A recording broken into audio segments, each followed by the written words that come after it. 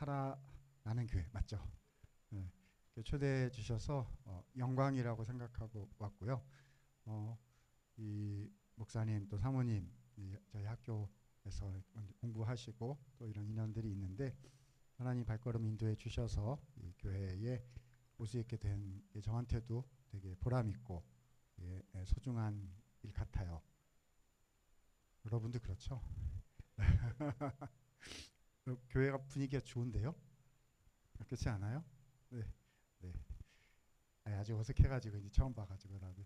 자, 옆에 이렇게 한번 인사하겠습니다. 하나님이 당신을 사랑하십니다. 이렇게 한번 인사할까요? 음, 이 목사님 소개해 주신 것처럼 제가 신학교에 있어요. 그래서 여러 종류의 교회들에 가보게 되거든요. 그래서 이렇게 교회에 들어가면서 이렇게 딱 앉으면 대충 알아요. 그래서 이게 어떤 데겠구나 이렇게 느껴지는 게 있고 또 하나님의 마음이 있고 이런데 하나님께서 되게 귀하게 여기시는 이런 마음이 드는 것 같아요. 이게 뭐 잘 모르겠는데 이렇게 드는 마음이에요. 제가 하나님은 아니니까 근데 하나님 주시는 마음인데 하나님의 눈에 되게 크고 소중한 교회다. 라는 생각이 들어요. 맞아요? 예. 왜 그런지는 뭐 지내봐야 저는 처음이니까 그럴 텐데 하나님이 그런 마음을 주신다는 생각이 들어서 감사한 것 같습니다. 오늘 우리는 요한복음 12장 본문 말씀 가지고 생각해 보려고 해요.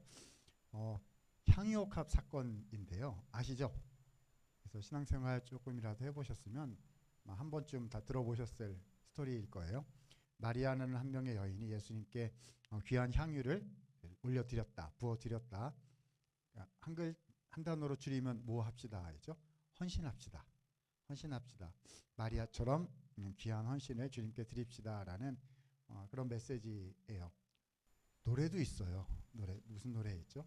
되게 유명하게 잘 알려진 옛날 노래인데 내게 있는 향유옥합이라는 노래 아시죠? 되게 특이한 노래예요. 요즘은 그런 노래 안 만들어요. 이게 다 4분음표예요. 내게 있는 향 이게 요즘 그런 노래 안 만들걸요? 네, 그렇죠. 그 유명한 노래 오늘 이 스토리에서 나왔죠. 헌신합시다라는 노래예요. 저는 이 향유옥합 사건 얘기를 들으면 제가 지금은 뭐 신학교 교수지만 저도 신학교를 다녔을 때가 있을 거잖아요. 100만 년 전에 제가 신학교를 다녔는데요. 그 신학교 1학년 때 생각이 나요. 그 신학교가 거기도 학교예요. 그러니까 아침에 뭐 새벽기도부터 해서 이제 되게 많은데 그래도 학교니까 수업을 듣잖아요. 수업 듣고 중간에 쉬는 시간에 약간 빡빡해가지고 나와서 이제 뭐 커피도 마시고 뭐 이렇게 하면서 잠도 깨고 이렇게 하는데 그때가 100만 년 전이어서 그때 커피는 무슨 따뜻한 아메리카노 뭐 이런 거 없었어요. 라떼 이런 거 없었고요. 라떼는 라떼가 없었어요. 다 뭐냐면 자판기 커피. 그렇죠? 그 전사님들이 돈이 어디 있어요? 200원짜리가 밀크 커피가 부르주아 커피거든요. 그거 말고 이제 100원짜리 그러니까 이제 그것도 먹을까 못 먹을까 하는 이제 그런 자판기 커피. 그거 이렇게 눌러가지고 하나 이렇게 노나 마시면서 잠 깨고 이제 그러는데 옆에 있던 우리 반의 친구 전도사님이 갑자기 저한테 그러는 거예요. 있잖아, 나는 성경 말씀 중에 예수님께 향유를 드린 마리아 향유옥합 얘기가 제일 좋아. 제가 그 종이컵을 떨어뜨릴 뻔했어요. 왜냐하면 지금 간증하는 뭐 예배 시간이나 수련회 이런 시간이 아니라 잠 깨는 시간이거든요. 나와가지고 잠 깨자. 근데 그러다가 그렇게 졸다가 너 교수님한테 찍혀가지고 졸업을 못해. 그러면 안 돼.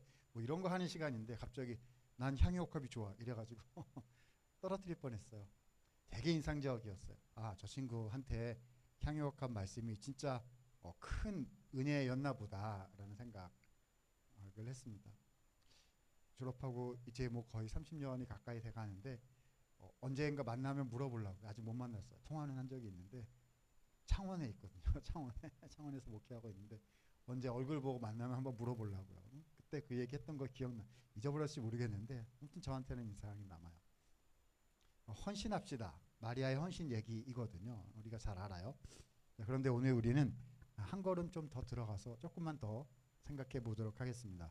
그러니까 이 스토리를 이해할 수 있도록 여는 질문을 한번 드려보도록 할게요. 질문한다고 해서 진짜로 대답하라는 거 아니에요. 저 학교 교수님이 와가지고 우리한테 진짜로 뭐 질문을 아니요, 저는 그렇게 악한 사람이 아니에요. 저는 학교에서는 막 눈 부릅뜨고 공부 똑바로 해라 이런 사람인데 교회 가면 예수님 닮은 선한 사람으로 있다가 갈 거기 때문에 걱정 안 하셔도 돼요. 자, 여는 질문 같이 생각해 보자는 거예요. 마리아는 도대체 왜 그랬을까? 이게 질문입니다. 요즘 식으로 얘기하자면 그녀는 왜 그랬을까? 인 거죠. 우리가 어쩌면 마리아가 예수님께 귀한 걸 드렸다는 사실 자체에 되게 주목하다가 왜 그걸 드리려고 했을까라는 마리아의 마음에는 주목하지 못하는 경우가 있을 수 있어서 마리아의 마음을 생각해 보도록 하려고 합니다. 그래서 오늘 우리가 읽은 본문이 요한복음 12장 1절에서 8절인데요. 그 중에 1절, 2절, 3절에 대략적인 개요가 나와요. 자, 1절과 2절 같이 한번 읽어보면서 오늘 말씀 살피는 거 시작해 보도록 하겠습니다. 자, 같이 한번 읽어주시겠어요? 1절, 2절입니다. 시작. 6월절 엿새 전에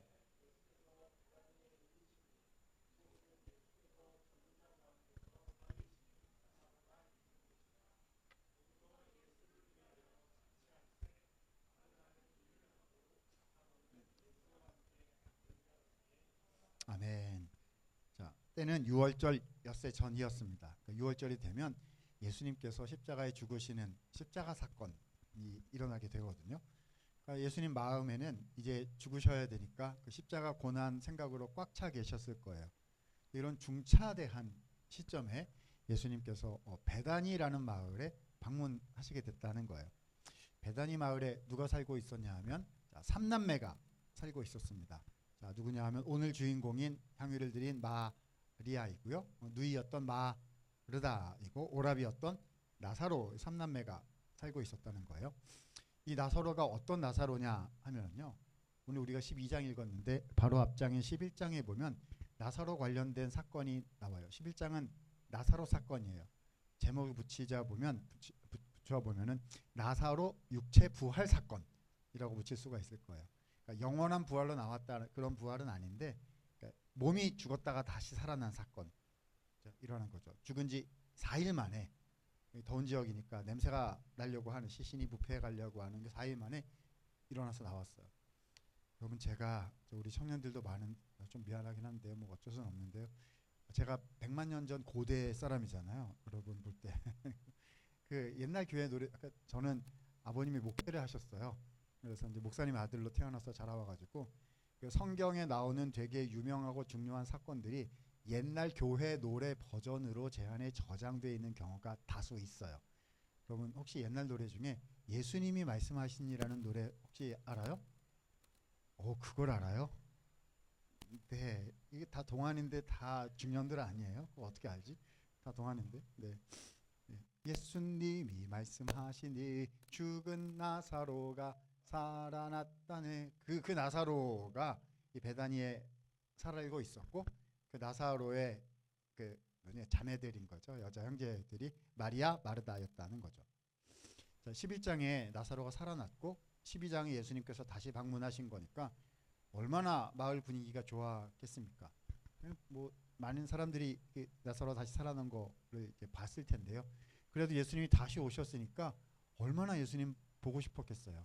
요즘처럼 뭐 TV가 있는 것도 아니고 대단한 어마어마한 사건이었을 거예요. 우리 한국식으로 표현하자면 이제 이러지 않았을까 싶어요. 가운데 예수님 앉으시게 해야죠. 제 상상인데 그 옆에 누구 앉혀야 되죠? 누구는 나사로 앉혀야지. 이제 다 같이 뭐 하는 거죠? 예수님 봤다 나사로. 우와 다시 살리신 거 맞구나. 이제 얼마나 재미나겠어요. 그거 하고 있는 마을 잔치 열린 분위기인 거죠. 근데 그때 저 뒤에서 한 명의 여인이 향유 옥합을 들고 나타난 거예요. 누구죠? 오늘 주인공이 마리아요. 2000년 전 그 현장에 제가 있었다면 저 같으면 이랬을지 모르겠어요. 마리아 얼마나 향유 옥합 드리려는 거죠. 얼마나 귀한 일이에요. 내가 그거 알고 준비 다 해놨어요. 앞으로 나오세요. 당신의 자리가 여기 있어요. 지금부터 유튜브 생중계 들어갑니다. 저 지금 생방 들어가고 기자들 다 왔어요. 빨리 앞으로 나와요. 마리아가 주인공이다 이렇게 생각할 것 같은데 그러나 2000년 전 현장은 그렇지 않았죠. 누가 주인공이죠 그때는? 예수님과 나사로가 주인공이었을 거잖아요. 아무도 관심을 가져주지 않는 가운데 이 마리아가 와서 옥합을 열어가지고 향유를 예수님께 부었어요. 그윽한 향기가 사람들 코끝에 가서 닿기를 시작을 했고, 그제서야 사람들은 생각하기 시작했을 것입니다. 무슨 생각을 했을까요, 그 사람들이? 자, 이쯤 되면 머리 위에다가 말풍선 하나씩 그려놓고, 자, 무슨 생각했을지 한번 적어 넣어 보세요, 입력해봐요, 뭐 이러면 재미있을 것 같아요. 무슨 생각 여러분 같으면 그때 하셨겠습니까? 아마 연배가 많으신 어르신들 같으면 길게 말씀하셨겠죠. 도대체 지금 이 처자가 무슨 행위를 한 것인지 즉시 자세히 고하도록 하라, 뭐 이렇게 길게 말씀하셨을 것 같고요. 우리 청년들이랑 학생들은 글쎄요, 한 글자면 되지 않겠어요? 헐 점점점점. 자, 모두가 이해할 수 있는 공용 표현으로 바꿔 보겠습니다. 무슨 생각한 거죠? 마리아는 왜 그랬을까? 지금 이런 특별한 행동을 왜 한 거지? 라고 동시다발적으로 생각하기 시작했을 거예요. 자, 오늘 우리 설교의 핵심은요, 마리아의 마음이 무엇인지를 찾아보는 것인데요. 자, 여기서 마리아의 행동을 이해하려면 핵심 정보가 하나 필요한 것 같아요. 자, 오늘 사건에서 핵심 정보가 뭘까요? 뭐긴요. 마리아가 예수님께 드린 그 향유가, 요즘 말로 그 향수가 도대체 얼마짜리냐, 가격이 얼마야, 이게 핵심이겠죠. 10,000원짜리 향수 드렸다 그러면 이제 그 초등학교에서 하는 식으로 짝짝짝 참 잘했어요, 뭐 이렇게 할 것 같고요. 100만원짜리 향수를 드렸다 그러면은 이제 좀 목소리를 깔고 귀하십니다, 뭐 이렇게 해야 될 것 같고요. 1,000만원짜리 향수를 드렸다 그러면은 불러서 물어봐야 될 거예요. 무슨 일이 있으셨어요?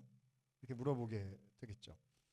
오늘 본문 읽어 내려가다 보면요, 이 향유를 마트에 내다가 교환을 한다면 300데나리온을 받을 수 있었을 것이다 라는 힌트가 나오고 있습니다.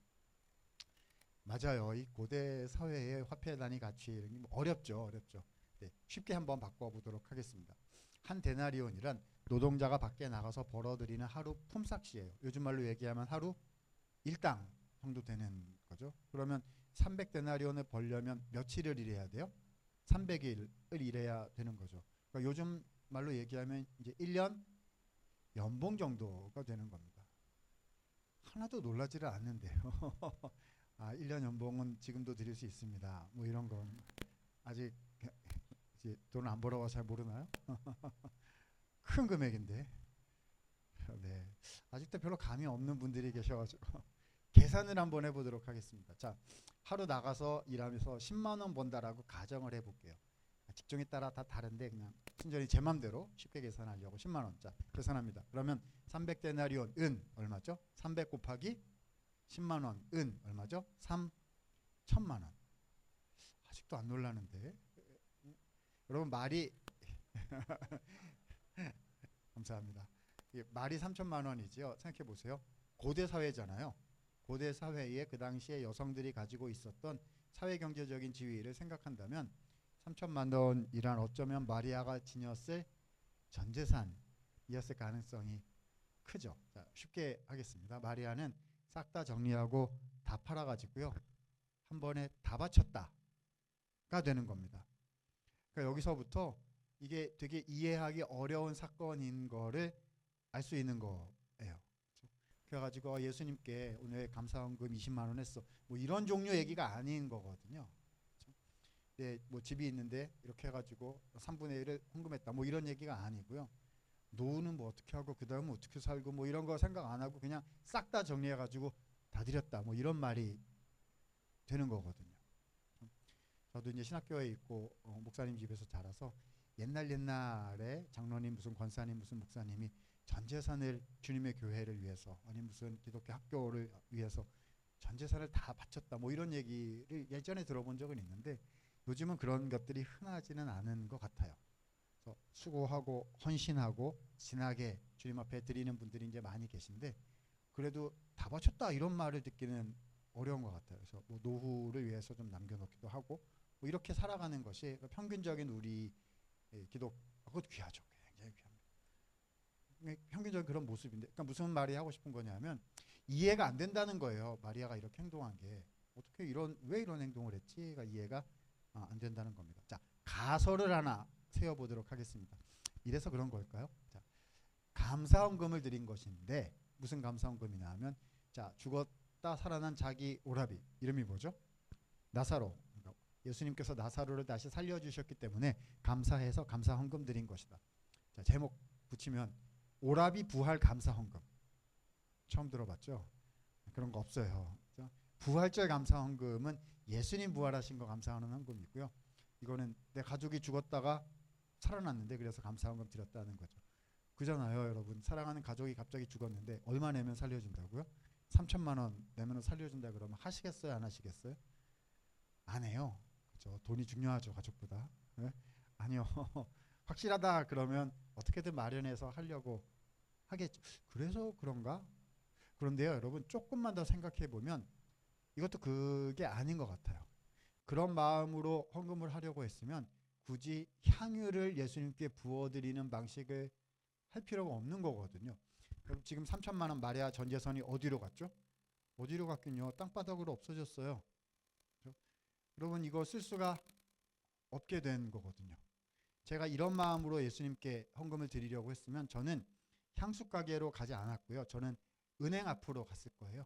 그렇죠? 이런 큰 금액을 계좌로 쏘기에는 좀 죄송하니까 현금으로 드려야 되겠다. 그래서 은행 직원분 나오세요. 이렇게 해가지고 예수님께 드려야 되니까 빳빳한 신권으로 일렬번호 맞췄어.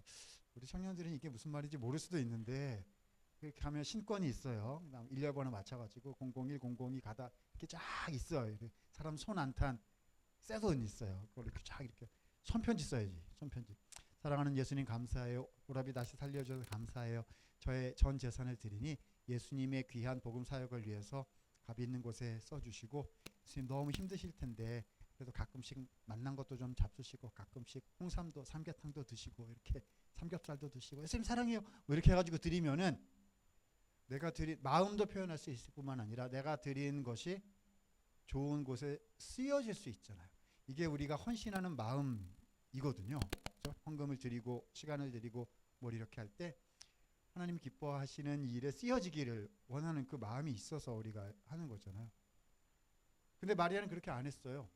그렇죠? 어떻게 했냐면 예수님하고 상의도 안 하고 와, 이 여자가 말이죠. 가가지고 자기 마음대로 향수를 샀어요. 그리고 가져와가지고 예수님께 여쭤보지도 않고 예수님 앉으셔가지고 나사로하고 이렇게 막 이렇게 하고 계신 자기 마음대로 막 오더니 이 여자가 이걸 그거 열어가지고 예수님께 막 붓더니 혼자 막 울더니 머리카락을 풀어가지고 그걸 예수님 또 닦더니 막 이랬다는 말입니다. 생각할수록 또 궁금해져요. 마리아가 왜 이런 행동을 했는지가요. 여기까지가 1절, 2절, 3절 내용이에요. 자, 더 궁금해지는데 오늘 본문의 흐름은 여기서 딱 멈추세요. 답을 안 알려줘. 그러다가 4절, 5절, 6절에 또 다른 등장인물을 한 명 등장시키셔서 그 다음 얘기를 이어가십니다. 자, 그러면 우리는 본문의 흐름대로 생각을 따라가 보는 게 필요한 거죠. 자, 4절, 5절, 6절에 나오는 인물은요. 두 번째 인물인데 아마 우리 성도님들한테 성경에 나오는 사람들 중에 제일 얄미운 놈 하나만 골라라. 그러면 아마 이 사람 고르실 거예요. 이름이 네 자인데요. 뒤에 두 글자가 유다예요. 무슨 유다죠? 가룟 유다. 어떤 사람이죠? 예수님 돌아가시도록 팔아넘겼던 배반자. 그가 4절, 5절, 6절에 나오는 거예요. 읽고 싶지 않은데 그래도 성경 말씀에 있으니까 읽어야 되겠죠? 자, 유다가 그 향유옥합 드렸던 현장에 딱 있다가요. 이 유다가 마리아를 꾸짖었다는 거, 야단을 쳤어요. 근데 그 야단친 내용이 처음 딱 들어보면 되게 합리적인 그런 얘기 같은데 사실 알고 보면 전혀 그렇지 않았더라. 이게 본문의 이야기입니다. 자, 5절 말씀 우리 같이 한번 읽어보도록 하실까요? 있습니다. 시작.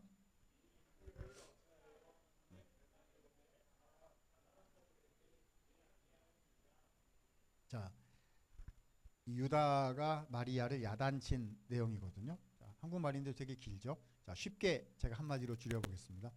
아깝도다 이렇게 한 거예요. 그렇죠?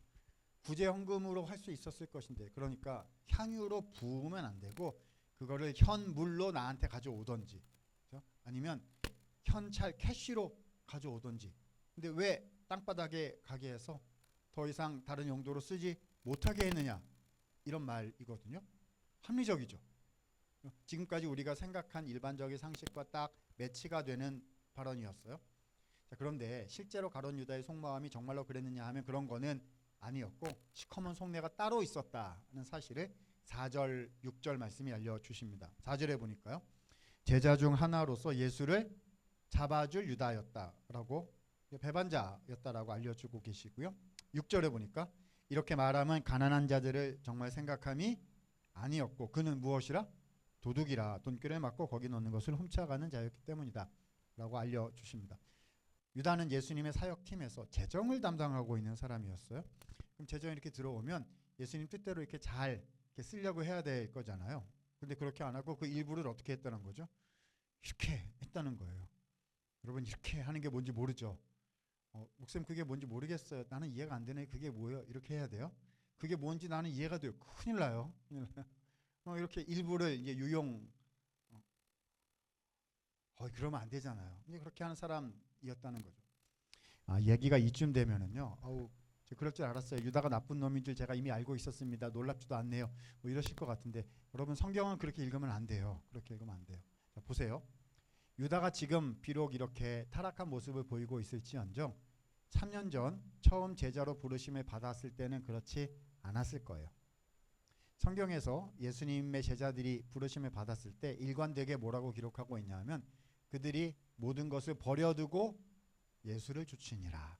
이게 한 군데 나오는 게 아니에요. 거의 일관성 있는 기록이거든요. 그러니까 무슨 말이냐면 다 바쳤다. 우리가 마리아가 다 바쳤다 이렇게 얘기를 했는데 유다도 3년 전에는 다 바쳤던 사람이었어요. 근데 지금은 그렇지가 않은 거죠. 그렇죠? 와, 우리 유다가 달라졌어요? 뭐가 달라진 거죠? 3년 전에는 예수님을 향한 마음이 여기에 이렇게 있었는데 지금은 예수님을 향한 마음이 어떡하지? 없어졌어요. 그렇죠? 예수님은 떠난 게 아니에요. 몸이 예수님 옆에 있어요. 그렇죠? 그러니까 요즘 말로 하면 교회 안에 있고, 그렇죠? 기독교 신앙 안에 있는데 마음이 없어졌어. 자, 똑같은 질문이 떠오릅니다. 무슨 질문이 떠오르죠? 유다는 왜 그랬을까? 그러니까 오늘 1, 2, 3절, 4, 5, 6절은 대조예요. 대조. 1, 2, 3절에서는요. 이해할 수 없을 만큼 놀라운 마리아의 헌신을 이렇게 보여주시고 4, 5, 6절에서는 이해할 수 없을 만큼 넘어져버린 유다의 넘어진 모습을 보여주시면서 비교 대조 하시면서 우리에게 질문하고 계신 거죠. 나의 지금의 신앙의 모습은 마리아와 같습니까? 아니면 유다와 같습니까? 라고 우리에게 질문해주고 계신 거예요. 여러분은 어떠세요? 난 요즘에 마리아 같아요? 아니면 나는 유다 같아요? 어떠십니까? 답을 찾아야죠. 답은 항상 어디 있죠? 어디 있군요. 성경 말씀에 예수님 말씀에 답이 있죠. 자, 7절 8절에 예수님께서 마리아의 마음에 대해서 설명을 해주셨어요. 자, 7절 8절 같이 한번 읽어보도록 하겠습니다. 시작. 예수께서 이르시되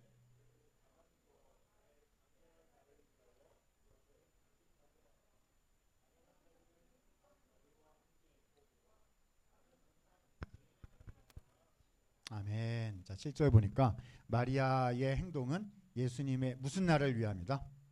장례할 날을 위함이다. 예수님의 장례할 날이 언제죠? 초두에 말씀드렸잖아요. 이제 6월절이 되면 십자가에 죽으실 것인데, 그렇죠? 마리아가 그 예수님의 십자가 죽음에 대해서 알게 되어서 그 예수님의 죽음을 기념하려고 이 행동을 한 것이다. 는 거죠. 그러니까 이 향유는 물론 향기를 내는 물품인데요. 고대 사회에서는 시신을 마무리하고 기념하는 장례 용품으로 쓰였던 그런 물건인 거잖아요. 왜 현물이나 현찰로 어떤 가치로 드리려고 하지 않고 그거를 예수님의 몸에 부어 드렸던 것일까요? 예수님께서 마리아 그리고 우리를 대신하여 십자가에 친히 못 박혀 죽으실 것이었기 때문에 그 예수님의 육신 감사하고 기념하기 위해서 예수님의 육신에 향유를 부어드리려고 마리아가 이 행동을 했다는 거죠. 사실 이 마리아의 마음에 대해서 조금 더 깊이 들여다보려면요. 나사로 육체 부활 사건인 그 앞장 11장부터 12장까지 전체를 이렇게 쭉 살펴봐야 돼요. 그렇게 하기에는 시간이 많지가 않아서 그걸 하면은 우리가 집에 못 갈 수가 있어요. 그래서 그렇게 할 수는 없고 12장의 핵심 내용 하나만 포인트만 딱 잡아서 연결을 좀 시켜볼게요. 나중에 시간 내셔서 11장부터 12장까지 한번 쭉 연이어서 읽어보실 수 있으면 좋겠습니다. 오라비가 병에 들었어요. 21장 내용이에요. 자, 그래서 마리아 마르다가 예수님께 소식을 전했어요. 예수님 오셔서 고쳐주세요. 를 한 거죠. 무슨 뜻이죠? 예수님 오라비가 아파요. 이렇게 소식을 보냈어요. 무슨 뜻이죠? 오셔서 고쳐주세요 라는 뜻이겠죠. 바쁘시면 안 오셔도 되잖아요. 말씀만 하셔도 나을 거 아닙니까? 근데 그렇게 안 해주셨어요. 그래서 오라비가 죽었어요. 자, 마리아 마르다의 마음이 어땠을까요? 그래도 괜찮았을까요? 안 괜찮죠. 여기서 괜찮았을 거다 생각하는 사람은 완전 남 얘기로, 성경은 남 얘기로 생각하고 아무 관심이 없는 건데, 여러분 이런 일이 생기면 마음이 상해요. 여기는 믿음이 좋아가지고 아무리 어려운 일이 생겨도 마음이 안 상하는 사람들이에요. 저는 마음이 상하는데요. 마음이 어려워요. 이게 이제 별로 안 중요한 거면 괜찮은데 중요한 거면 마음이 어려워져요. 왜냐하면 내가 주님께 그렇게 기도했는데, 그렇죠? 주님이 나를 사랑한다고, 우리를 사랑한다고 그렇게 생각했는데, 이게 오라비 감기들은 이런 얘기가 아니라 죽는 얘기, 우리 가족의 결정타라는 거잖아요. 예수님이 안 들어줬어요. 이러면은 하나님 나 안 사랑하나 보다, 왜 응답을 안 하는 거지, 온갖 마음이 들면서 마음이 이렇게 돼요. 이렇게 되거나 이렇게 되거나 이렇게 되거나 이렇게 되거든요. 근데 예수님이 오빠 죽은 지 나흘 만에 오셨어요. 하나님이 타이밍 못 맞춰. 반드시 지금 요때 해줘야 된다고 그렇게 기도하고 얘기를 했는데 못 들은 척 하더니 뭐 다른 타이밍이 뭐 다른 방식으로 뭘 이렇게 하려고 하는데 마음에 안 들죠. 마음에 안 들죠. 자, 예수님 오셨어요. 그때 이 누이 두 명이었던 마리아와 마르다의 반응이 서로 반대였어요. 자, 마르다는 예수님 동네에 오셨다는 소식을 듣고 어떻게 했냐면 뛰쳐나갔어요. 마을 입구까지 막. 왜 뛰쳐나갔을까요? 왜 뛰쳐나갔어요? 이거 하러 와다다다다다 이거 하러 간 거죠. 예수님이 이제 오셔가지고 어쩌고 막 이거 하러 간 거예요. 그렇잖아요. 뭐 여기서 무슨 MBTI 분석을 할 수는 없겠습니다만은 그런 분들이 있잖아요. 그래서 그 생각이 뭐가 있으면 말을 해야 돼. 이제 뒤끝은 없다라고 늘 말씀을 하시는데 그냥 말씀을 하시는 분들이 있어요. 쫙 얘기를 해요. 마르다가 그랬나 봐요. 근데 마리아는 반대였던 것 같아요. 마리아는 안 나가고 집에 앉아 있었다. 이렇게 돼 있어요. 또 어떤 분들은요, 마음이 상하면 얼굴을 안 봐요. 말을 안 해. 그렇죠? 뭐라도 말을 안 하고 나타나질 않고 없어져요. 막 이런 사람들도 있을 수 있죠. 마리아가 아마 그런 타입이 아니었나 싶습니다. 아무튼 그래서 예수님 오셨다 그래서 누가 나갔다는 거죠? 마르다가 나가서 왜 이제 오셨습니까? 를 했어요. 그랬더니 우리 예수님께서 마치 기다리셨다는 듯이 왜 그렇게 하시는지에 대해서 답변을 해주셨는데 그 내용 안에 예수님의 복음의 진리가 들어있어요. 자, 우리 오늘 마지막 읽을 구절인데요. 요한복음 11장 25절 26절이에요. 왜 나사로가 죽도록 그냥 내버려 두셨다가 기도 안 들어줬다가 다른 방식으로 나사로를 다시 이때 살리시려고 하는지에 대한 대답을 해주신 거예요. 자, 25절 26절 같이 한번 읽어보겠습니다. 시작. 예수께서 이르시되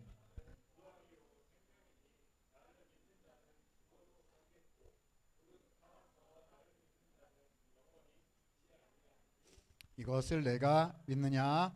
아멘. 자, 나사로를 왜 놓아두셨다가 뒤늦게 다시 살리시는 이 방식으로 일을 진행하셨는지에 대한 대답인데요. 그 대답 속에 예수님 자신께서 어떤 분이신지를 설명하는 두 가지 내용이 들어있습니다. 자, 첫 번째, 여기서 나는 예수님이에요. 나는 무엇이다? 부활이다. 그 뜻이 뒤에 나오죠. 25절 뒤에. 나를 믿는 자는 죽어도 살겠고, 이것은 육체의 부활을 말씀하시는 거죠. 너네가 지금 오라비 죽었다고 울고 있느냐? 너네의 죽은 그 오라비 내가 지금 다시 그 육체를 다시 살린다. 그러니까 나는 부활이다. 이런 말씀이죠. 근데 보세요. 지금 나사로가 죽고 사는 것 정도가 끝이 아니라 이제 며칠 지나지 않아 죽으시고 그리고 다시 부활하시는 분이 계세요. 누구시죠? 지금 이 말씀을 하고 계신 예수님이죠. 그러니까 나사로가 죽고 사는 것은 무엇을 미리 보여주는? 예수님의 죽으시고 다시 사시는 것을 미리 보여주시는 사건이다. 이런 뜻이잖아요. 근데 한 가지 더 있어요. 자, 5절 나는 부활이요. 두 번째 나는 무엇이다? 생명이니. 그 뜻이 26절에 나오죠. 무릇 살아서 나를 믿는 자는 영원히 죽지 아니하리니 이것을 내가 믿느냐? 라고 하셨어요. 자, 이것은 영원한 생명, 영생을 뜻하는 거죠. 그러니까 나사로 사건을 이렇게 진행하신 것은요, 나사로의 마음을 힘들게 하거나 마리아의 마음을 힘들게 하거나 기도 응답을 안 들어준 거나 그게 아니에요. 오히려 그들의 가족을 예수님의 복음의 영광을 드러내기 위하여 더 선하고 더 귀한 일에 쓰시기 위한 예수님의 더 깊은 뜻이 있었다라는 것을 보여주시는 거죠. 그리고 그 나사로와 마리아에게 자, 무엇을 말씀해 주시는 거예요? 십자가의 은혜의 복음을 알려주시는, 예수님의 십자가의 은혜를 알려주시는 그런 사건으로 주님께서 그래서 이 일을 이렇게 진행하셨다는 거죠. 자, 근데 이 말씀을 누가 들었다고요? 마르다가 들었고, 마리아는 어디에 있었다고요? 집에 앉아 있었다고요. 그 다음 성경 읽어보면 마르다가 동생한테 가가지고 얘기해요. 예수님이 널 찾으신다. 마리아 데려오라고. 그러니까 챙기신 것 같아요, 마리아를. 근데 다시 이렇게 왔을 때 나는 부활이요 난 생명이다. 이래서 사건이 이렇게 된 거야 라고 예수님 말씀해 주셨으면 좋았을 뻔하였으나 그렇게 되지는 못했어요. 마리아가 이제 오더니, 그럼 또 이런 사람들은 막상 와가지고 하면 이렇게 쏟아져 나오거든요. 그렇죠? 꽉 이렇게 된 사람들은 한 번에 쏟아져 나올 수가 있어요. 예수님 왜 이제 오셨어요? 이렇게 하다가 그냥 눈물이 그냥 콸콸콸콸. 그러니까 예수님이 그걸 보고 또 우셨다. 얘는 왜 이렇게 계속 울어? 이렇게 예수님 안 하세요. 그렇죠? 예수님이 같이 우신다. 그래서 자 살리자. 그래서 나사로야 나오너라. 그래서 나사로가 다시 나왔고 사건은 급 종결되었고 예수님은 마을을 떠나셨다. 11장 사건 종결 기록입니다. 자, 그러니까요. 부활이요 생명이다라는 말씀을 마리아는 예수님께 들은 거예요? 못 들은 거예요? 못 들은 상태로 사건이 끝났단 말입니다. 자, 질문. 마르다가 마리아에게 부활 생명 이 말씀을 예수님 떠나신 후에 얘기를 해줬을까요? 안 해줬을까요? 저는 해줬을 것 같아요. 왜냐하면 동생이 지금 오해하고 있잖아요. 그렇죠? 예수님 우리 기도 안 들어줬다라고 오해하고 있는. 그러니까 가서 막 울고 하는, 어떻게 이럴 수 있어요? 막 울고 막 그런 게 아니라 예수님이 우리 가족을 위한 십자가에 더 귀한 은혜가 있는 거야 라고 얘기를 해줬을 거예요. 무슨 말이냐? 마리아가 뒤늦게 알게 된 거죠. 예수님은 우리 가족한테 함부로 하신 게 아니었고 그냥 오라비만 죽고 사는 어떤 영광을 보게 하신 그 정도가 아니었고 예수님은 마리아 나를 위하여 십자가로 가신다는 겁니다. 하나님은 나를 사랑하셨고 예수님은 우리를 위해 사랑하신 거구나. 그 십자가의 은혜가 마리아의 마음에 부어졌던 거지요. 그럼 어떻게 해야 돼요? 그동안에 이제 막 들이받고 막 이렇게 했는데 막 함부로 했는데 예수님한테 어떻게 해야 돼요? 예수님이 이제 저 알았어요 이렇게 얘기를 해야 되잖아요. 얘기할 수가 없어요. 왜냐하면 예수님 떠나시고 안 계세요. 근데 이게 웬일입니까? 자, 오늘 본문 12장으로 다시 와요. 예수님 마을에 다시 오신 거예요. 그렇죠? 그럼 가서 말씀을 드려야죠. 말씀 드릴 수가 없어요. 왜냐면 가서 또 예수님 있잖아요. 그리고 또 그냥 막 콸콸콸 이렇게 될 거 아니겠어요? 그래서 말씀을 그래도 드리기로 한 거예요. 어떻게 해요? 예수님이 보시면 아시는, 예수님의 이제 죽으실 그 육체에 대해서 얼마나 감사하는 마음을 내가 가질 수 있는지를 말씀드릴 수 있는, 진짜 가치 있는 것을 예수님께 표현해 드리기로 한 거죠. 그래서 향유를 가져다가 예수님의 몸에 부은 거예요. 그래서 울었던 것이고 그래서 그 향유를 닦아 드린 거죠. 말씀드렸던 거예요. 예수님 저 이제 알았어요. 저를 위해 죽으시고 저를 위해 부활하시고 우리의 가족을 사용하시라는 하나님 계획 속에 예수님이 행하시는 그 귀한 십자가의 사랑을 저 이제 알았습니다. 감사드립니다. 감사드립니다. 라고 예수님께 말씀을 드렸던 거지요. 단언컨대 마리아가 예수님께 향유를 드렸던 까닭은 예수님의 십자가의 사랑이 마리아의 마음에 부어졌기 때문이었습니다. 말씀드렸던 것처럼 저는 목회자 가정에서 태어나서 자라서 평생 성경 말씀 많이 어렸을 때부터 듣고 자랐어요. 이 향유옥합 얘기 얼마나 많이 들었겠어요. 많이 듣고 뭐 성경 공부도 하고 많이 했죠. 근데 저는 이 사건의 핵심을 잘 몰랐던 것 같아요.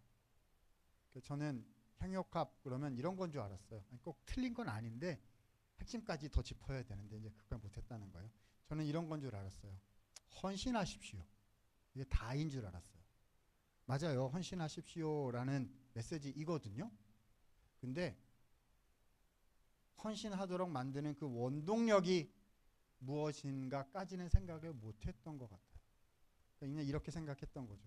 마리아는 전 재산을 예수님께 드렸는데 당신은 지금까지 얼마를 드렸습니까? 한번 계산을 해보십시오. 아직 부족해. 아직 부족해. 시간으로 헌신하십시오. 재정으로 헌신하십시오. 뭐로 헌신하십시오. 저 한 번 더 용서하십시오. 당신이 한 번 더 참으십시오. 한 번 더 인내하십시오. 당신이 한 번 더 기도하십시오. 뭐 이런 건 줄 알았어요. 그렇게 해야 되는데 근데 동력이 그런 어떤 당위의 문장에서 나오는 게 아니더라고요. 여러분 오늘 이 사건을요 제가 한 줄로 요약을 한번 해볼게요. 제목을 타이틀을 한번 붙여볼게요. 한번 들어보세요.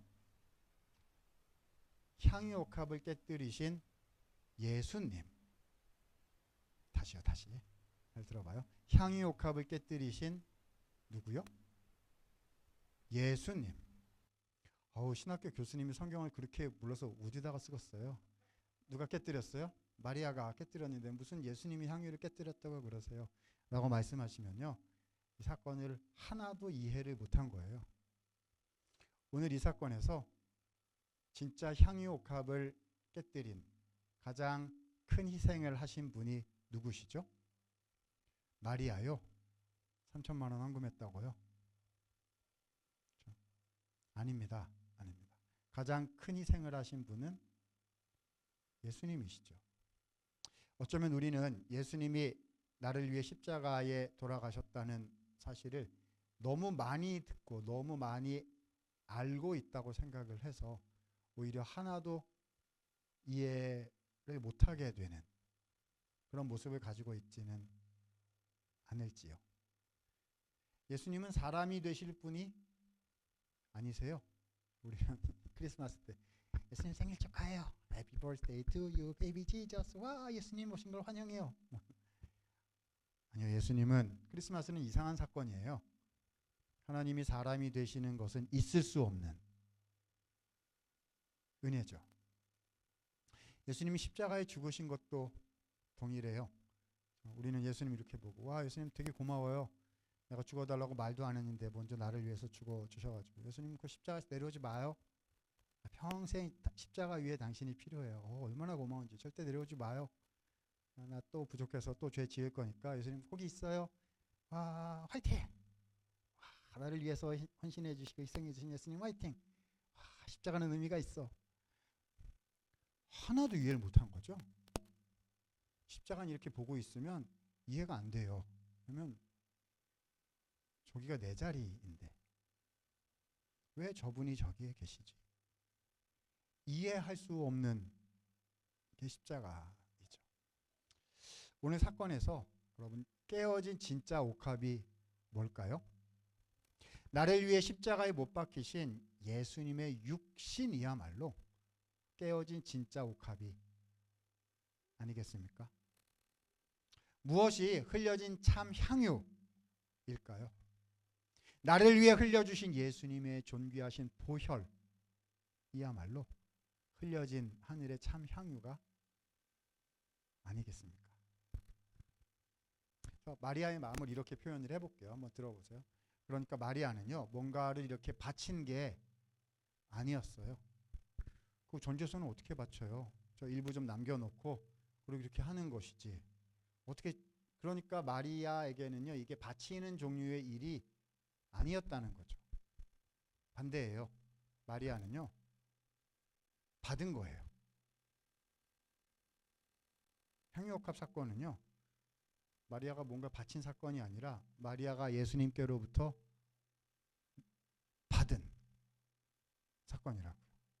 이해할 수 없을 만큼 놀라우신 예수님의 은혜를, 하늘의 은혜를 이렇게 받은 사건이었던 거죠. 그러니까 마리아는 말씀드렸던 거예요.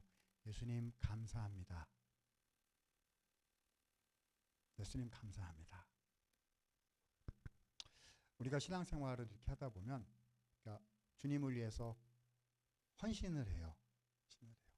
우리 살아나는 교회 성도님들도 예수님 위해서 헌신하는 그런 인생을 살아오셨고 또 지금도 살고 계시리라 생각을 합니다. 우리가 헌신하는 걸 이렇게 모으면요, 많이 했어요. 와, 높다. 하늘이 안 보일라 그래 막. 그렇죠?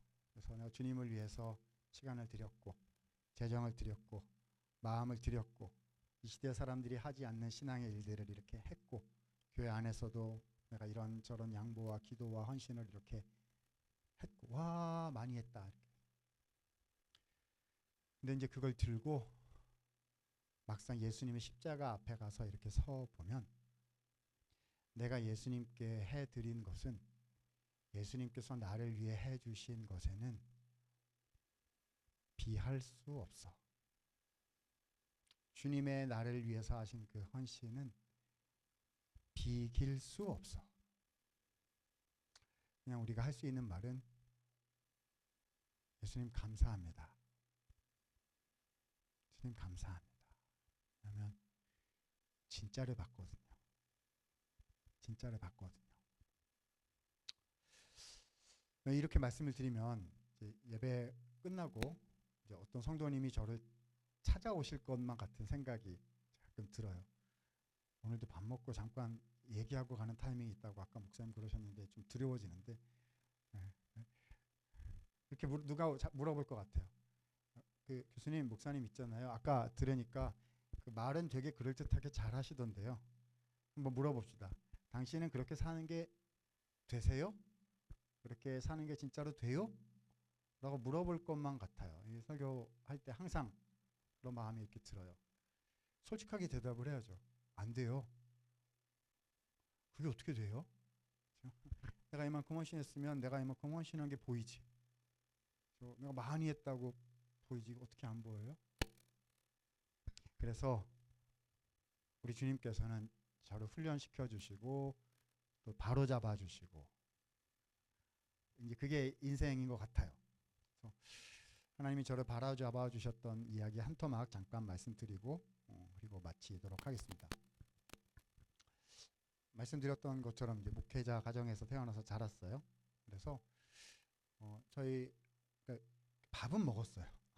밥은 먹었는데 경제적으로 넉넉하거나 뭐 이런 집은 아니었던 것 같아요. 그래서 금수저, 은수저는 안 되었고, 신앙적으로의 금수저였을 텐데 그냥 일상생활에 있어서는 그냥 흙수저 정도였다 이렇게 생각이 듭니다. 그럼에도 불구하고 신학교 가기 전에 저한테 그래도 괜찮은 거 뭐 가진 거 있어? 이렇게 누군가 그때 물으셨다면 저 괜찮은 거 하나 가진 거 있었어요. 이 교회 안에 들어오면 이제 신앙 안에서는 아무것도 아닌데, 그래도 교회 밖에 나가면 우리 대한민국 사회에서 사람들이 좋아라 하는 것들 중에 하나 가진 게 있었습니다. 그게 뭐였냐 하면 대학교 학벌이었어요. 대학교 학벌. 저는 서울대 경영학과를 나왔습니다. 그래서 3학년 때 신학교 가겠다 이렇게 결정을 했어요.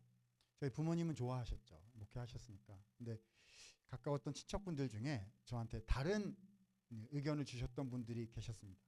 그분들이 저한테 뭐라고 얘기하셨을 것 같으세요? 아깝도다. 그러셨어요. 무슨 말인지 이제 뭐 다 아는데, 그러나 저는 1도 아깝다고 생각한 적이 없었습니다. 그잖아요. 왜냐하면 저는 하나님이 저한테 부르신 길을 가는 것뿐이었으니까요. 그잖아요. 안 그래요? 너는 목회자가 되라 하시면 목회를 하는 것이고, 너는 선교사가 되라 하시면 선교를 하는 것이고요. 사역자는 아니지만 어떤 일을 하면서 주님의 교회를 섬겨라 이렇게 하시면 그거 하는 거예요. 그잖아요. 그러니까 1도 아깝지 않다고 생각하고 제 길이다 생각하고 신학교에 갔어요. 근데 이게 웬일입니까?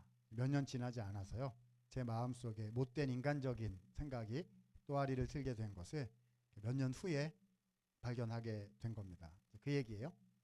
자, 제가 신학교 갔습니다. 그래서 이제 어떤 교회의 중고등부 담당 청소년 부서 교육전도사가 되어서 사역을 나가게 됐어요. 딱 갔는데 그 교회 그때 이번에 은퇴하셨는데 그 교회 담임 목사님께서 우연치도 않게 저의 서울대학교 선배님, 한참 선배님이셨어요. 저는 모태신앙이고 그분은 안 믿다가 대학원 다니면서 예수님을 갑자기 믿게 되셔가지고 모든 걸 다 포기하고 목사님이 되신 이런 분이셨어요. 여러분 지금부터 잘 들으셔야 돼요. 지금부터는 제 얘기가 아니라 그 목사님 얘기예요. 그분은 훌륭하신 분이고 저는 나쁜 놈이에요. 헷갈리면 안 돼요. 자, 그 목사님, 서울대학교 선배님이었던 그때 그 담임 목사님께서 어디 이렇게 가셨다가 우연치 않게 옛날 안 믿던 시절에 서울대 친구들을 만나셔가지고 이렇게 몇 마디 이렇게 나누신 거를 교회 다시 돌아오셔서 지나가듯이 설교 시간에 얘기를 하셨어요. 제가 여기서 예배드리고 있다가 큰 도전을 받았던 그런 얘기입니다. 그분 얘기예요. 그분이 안 믿던 시절에 서울대 아직도 안 믿고 있는 서울대 친구들을 만났는데 그 친구들이 이 목사님한테 이렇게 얘기를 했다는 거예요. 야, 아무개야, 너 아직도 교회에서 썩고 있냐? 그랬다는 거예요. 그잖아요. 안 믿는 분들이 목사님 보면 그렇죠? 다른 거 다 포기하고 목회하고 뭐 이렇게 하면서 고생하고 맨날 기도하고 그렇죠? 막 말씀 준비하고 교회라고 썩고 있냐? 이랬다는 거예요. 그러니까 이 목사님이 친구들한테 이렇게 대답을 하셨다는 거예요. 얘들아, 나 썩고 있는 거 아니야. 그리고 내가 예수님 위해서 썩을 수 있다면 그건 영광이지. 그건 나한테 영광이야. 이렇게 대답을 하셨다는데 제가 여기서 자, 지금부터 잘 들으셔야 돼요. 지금부터는 그 목사님 얘기가 아니라 제 얘기예요. 그분 훌륭하시고 저는 못했어요. 여기서 이렇게 듣고 있다가 영광이야 라고 제가 얘기했어요. 그 말씀을 딱 듣고 있는데 알겠더라고요. 이제 저예요. 저도 모르게 제 안에 나쁜 생각이 자리를 잡은 거죠. 제가 이렇게 생각하고 있더라고요. 근데 저예요. 나는 이래봬도 괜찮은 귀한 거를 주님께 드린. 야, 나는 바친 인생이야. 남들이 안 하는 거 주님께 드린. 바친 인생이야. 저도 모르게 생각을 하고 있었나 봐요. 네, 예수님께서 그때 저한테 이놈아 그거 아니야. 뒤통수를 그냥 이놈아 그거 아니야. 너는 바친 인생이 아니라 받은 인생이야 라고 알려주셨어요. 생각해보니까 저는 받은 인생이더라고요. 그죠? 그 놀라우신 예수님의 십자가의 그 은혜를, 그 복음의 은혜를 받은 인생이에요. 주님의 존귀한 교회를 목회하고 목양하면서 주님이 피값 주고 사신 우리 성도들을 섬길 수 있는 특권을 받은 인생이더라고요. 그래서 생각을 바꾸기로 했습니다. 나는 바친 인생이 아니라 받은 인생이다. 그 다음에 잘 됐을까요? 안 되죠. 이게 쉽게 그렇게 되는 게 아니에요. 우리 살아나는 교회는 좋은 교회여서 어떨지 모르겠습니다만 우리 교회들 평균 잡아서 얘기하면 이렇게 될 거예요. 교회에서는요 이렇게 해가지고 내가 은혜를 받았어요 이렇게 해가지고 좀 섬기려 그러면요 일을 더 시켜요. 일이 막 밀려 들어와. 은혜를 훈련을 받았으니 더 섬기셔야죠. 먼저 은혜를 받았으니 재정으로 기도함으로 한 번 더 양보하시고 한 번 더 참으시고 이렇게 해가지고 막 계속하래요. 계속하래요. 제가 100만 년 전 사람이라 요즘 건 잘 모르고 그 100만 년 전에 TV 광고에 이런 게 있었어요. 잘 모르실 수 있는데 우리 청년들은 이런 게 있었어요. 네, 건전지가 이게 팔굽혀펴기를 해요. 100만 22, 100만 23 오래 간다고. 그렇죠? 그런 내가 예수님을 위해서 교회를 위해서 한 게 100만 23개예요. 근데 예수님이 나한테 100만 24번째 또 하라는 거예요. 어이가 없죠. 옆에 보면 100만 개가 뭐예요? 23개밖에 안 하는데 드글드글 막 돌아다니는데 하나님 저 사람들한테 좀 100개만 50개만 좀 하라고 걸어보세요. 그럼 제가 200만 개까지 나갈 수 있어요. 여러분 안 그렇죠? 제가 그렇더라고요. 주님을 위해서 이렇게 내가 좀 더 희생하고 욕도 먹고 내 걸 던져서 투자하고 돌아오는 건 없고 뭐 이렇게 되면 나 주님 위해서 많이 했어. 내가 이 동네에서 제일 많이 했어 라는 생각이 제 안에 자리를 잡으려고 이렇게. 근데 그때 예수님이 어떻게 하시냐, 이놈아 정신 차려라. 너는 받은 인생이야. 여러분 앞에서는 잘 안 보이는데 옆에 와서 이렇게 보시면 제 뒤통수가 납작하거든요. 이놈아!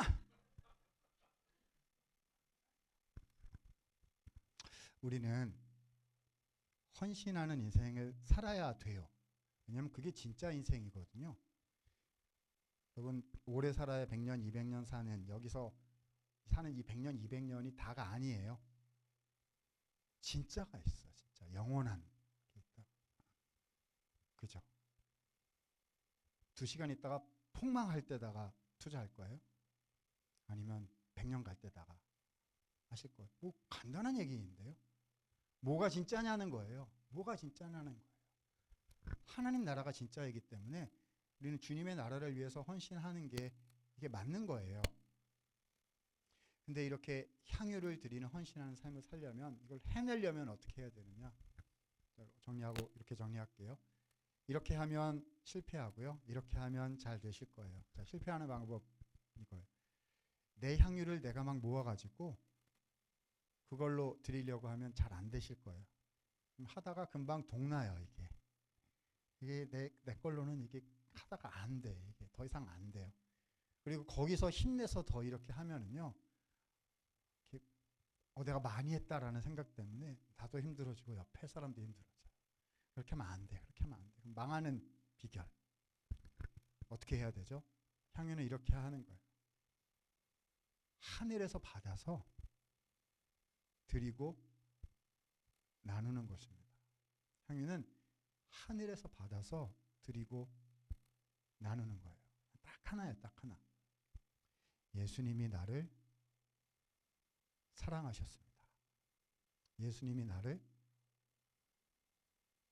사랑하셨습니다. 그 사랑이 너무 커서, 그 사랑이 너무 진짜여서 그 주님 앞에 서 있으면 예수님 감사해요. 예수님 감사해요. 그러니까 예수님께 드려지고 옆으로 흘러가는 마리아의 인생인 거죠. 오늘 말씀 따라서 오늘 예배 드리시는 모든 우리 성도님들께 하나님께서 마리아에게 주셨던 그 은혜를 우리 한 사람 한 사람에게도 주셔서 정말 향기 나는 예수님 닮은 헌신하는 인생으로 살아가실 수 있기를 축복합니다. 이 교회에 예수님의 그 향기가 가득 있는 것 같아요. 그래서 그 어떤 교회보다도 우리 예수님 보시기에 가장 큰 교회인 것 같아요. 나는 뭔지 모르겠어요. 나는 뭔지 몰라.